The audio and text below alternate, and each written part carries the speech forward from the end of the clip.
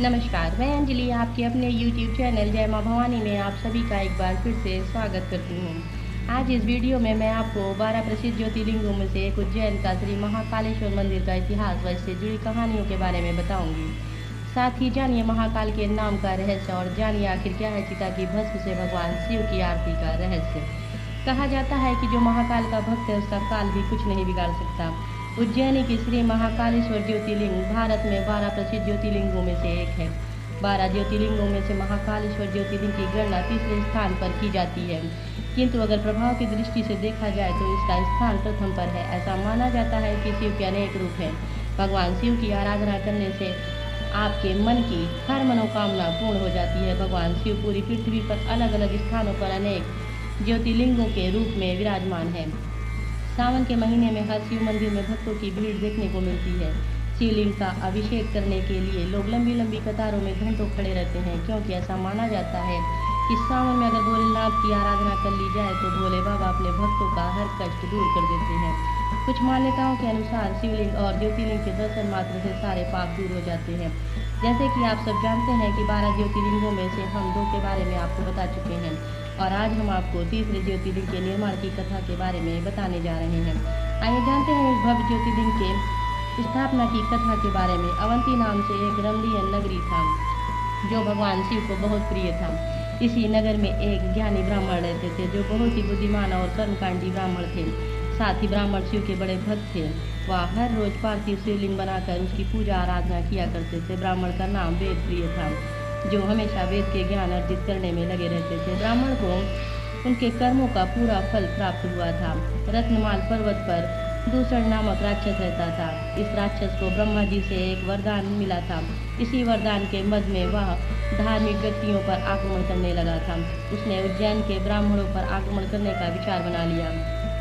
इसी वजह से उसने अवंती नगर के ब्राह्मणों को अपनी हरकतों से परेशान करना शुरू कर दिया। उसने ब्राह्मणों को कर्मकांड करने से मना किया और धर्म कर्मकार रोकने के लिए कहा, लेकिन ब्राह्मणों ने उसकी इस बात को ध्यान नहीं दिया। हालांकि राक्षसों द्वारा आए दिन उन्हें परेशान किया जाने लगा। इससे ऊबकर ब्राह्मणों ने शिव शंकर से अपने रक्षा के लिए प्रार्थना करना शुरू कर दिया। ब्राह्मण के विनय पर भगवान शिव ने राक्षस के अत्याचार को रोकने से पहले उन्हें चेतावनी दी। एक दिन राक्षसों ने हमला कर दिया। तब भगवान शिव धरती फाड़कर महाकाल के रूप में प्रकट हुए। नाराज शिव ने अपनी एक ओंकार से ही दूषण राक्षस को भस्म कर दिया। भक्तों के वहीं रुकने की मांग से अभिभूत होकर भगवान वहां विराजमान हो गए। इसी वजह से इस जगह का नाम महाकालेश्वर पड़ गया, जिसे आप महाकालेश्वर ज्योतिर्लिंग के नाम से जानते हैं। भगवान शिव के 12 ज्योतिर्लिंगों में से एक उज्जैन के महाकालेश्वर मंदिर में भक्तों को दक्षिण मुखी ज्योतिर्लिंग के दर्शन होते हैं। महाकालेश्वर मंदिर मुख्य रूप से 3 हिस्सों में बटा है। ऊपरी हिस्से में नाग चंद्रेश्वर मंदिर है, जिस नीचे ओमकारेश्वर मंदिर और सबसे नीचे जाकर महाकाल मुख्य ज्योतिर्लिंग के रूप में विराजते हैं। यहीं आपको भगवान शिव के साथ ही गणेश जी, कार्तिकेय और माता पार्वती की मूर्तियों के भी दर्शन होते हैं। इसके साथ ही यहाँ एक कुंड भी है। माना जाता है कि इसमें स्नान करने से सभी पाप धुल जाते हैं।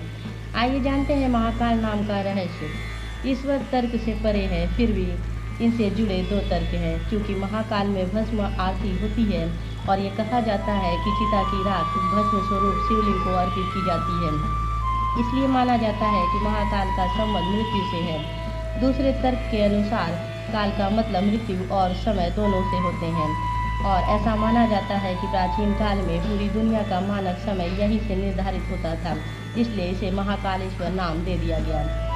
दूसरी कथा के अनुसार प्राचीन काल में उज्जैनी में राजा चंद्रसेन राज्य करते थे। वह परम शिव भक्त थे। एक दिन श्रीकर्ण नामक एक 5 वर्ष का गोप बालक अपनी माँ के साथ उधर से गुजर रहा था। राजा का शिव पूजन देखकर उसे बहुत विस्मय और कौतूहल हुआ। वह स्वयं उसी प्रकार की सामग्रियों से शिव पूजन करने के लिए उत्साहित हो उठा। सामग्री का साधन न जुट पाने पर लौटते समय उसने रास्ते से एक पत्थर का टुकड़ा उठा लिया। घर आकर उसी पत्थर को शिव रूप में स्थापित कर पुष्प, चंदन आदि से परम श्रद्धा पूर्वक उसकी पूजा करने लगा। माता भोजन करने के लिए बुलाने आई, किंतु वह पूजा छोड़कर उठने के लिए किसी भी प्रकार तैयार नहीं हुआ। अंत में माता ने झल्लाकर पत्थर का वह टुकड़ा उठाकर दूर फेंक दिया। इससे बहुत ही दुखी होकर वह बालक जोर जोर से भगवान शिव को पुकारता हुआ रोने लगा। रोते रोते अंत में बेहोश होकर वह वहीं गिर पड़ा। बालक की अपने प्रति यह भक्ति और प्रेम देखकर भोलेनाथ भगवान शिव अत्यंत प्रसन्न हो गए। बालक ने जैसे ही होश में आकर अपने नेत्र खोले तो उसने देखा कि उसके सामने एक बहुत ही भव्य और अति विशाल स्वर्ण और रत्नों से बना हुआ मंदिर खड़ा है। उस मंदिर के अंदर एक बहुत ही प्रकाशपूर्ण भास्कर तेजस्वी ज्योतिर्लिंग खड़ा है। बच्चा प्रसन्नता और आनंद से विभोर होकर भगवान शिव की स्तुति करने लगा। माता को जब यह समाचार मिला तब दौड़कर उसने अपने प्यारे लाल को गले से लगा लिया। धीरे धीरे वहाँ भीड़ जुड़ गई। इतने में उस स्थान पर हनुमान जी प्रकट हो गए। उन्होंने कहा, मनुष्यों, भगवान शंकर शीघ्र फल देने वाले देवताओं में सर्वप्रथम हैं। इस बालक की भक्ति से प्रसन्न होकर उन्होंने इसे ऐसा फल प्रदान किया है जो बड़े बड़े ऋषि मुनि करोड़ों जन्मों की तपस्या से भी प्राप्त नहीं कर पाते हैं। इस गोप बालक की 8वीं पीढ़ी में धर्मात्मा नंदगोप का जन्म होगा। द्वापर युग में भगवान विष्णु कृष्ण अवतार लेकर उनके वहाँ तरह तरह की लीलाएं करेंगे। हनुमान जी इतना कहकर अंतर्ध्यान हो गए। आध्यात्मिक मान्यताओं व विद्वानों के मतानुसार इस पूरी पृथ्वी का केंद्र बिंदु व पृथ्वी की नाभि यही है और सारी सृष्टि का संचालन महाकाल यहीं से करते हैं। आइए जानते हैं क्यों है यहाँ की भस्म आरती दुनिया भर में मशहूर। भस्म आरती एक विशेष प्रकार की आरती है जो उज्जैन में ब्रह्म मुहूर्त सूर्योदय से लगभग 2 घंटे पहले की जाती है। पुजारी पवित्र मंत्रों का उच्चारण करते हुए महादेव को पवित्र राख यानी भस्म चढ़ाते हैं। आरती करते समय इस तरह का वातावरण और भक्तों को उनके सामने परमात्मा की उपस्थिति का एहसास होता है। आइए आपको बताते हैं भस्म आरती के महत्व के बारे में। धार्मिक मान्यता के अनुसार भगवान शिव को काल या मृत्यु का स्वामी माना गया है।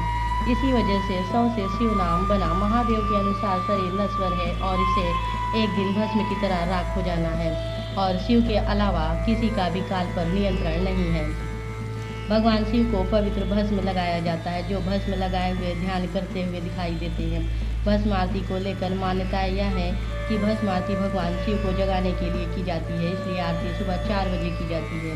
वर्तमान समय में महाकाल की भस्म आरती में कपिला गाय के गोबर से बने कंडे, समी, पीपल, पलाश, बड़, अमलतास और बेर की लकड़ियों को जलाकर तैयार किए गए भस्म का इस्तेमाल किया जाता है। ऐसी मान्यता है कि वर्षों पहले शमशान के भस्म से आरती होती थी, लेकिन अब कंडे के बने भस्म से आरती श्रृंगार किया जाता है। नियम के अनुसार भस्म आरती को महिलाएं नहीं देख सकती हैं, इसलिए कुछ समय के लिए उन्हें घूंघट करना पड़ता है।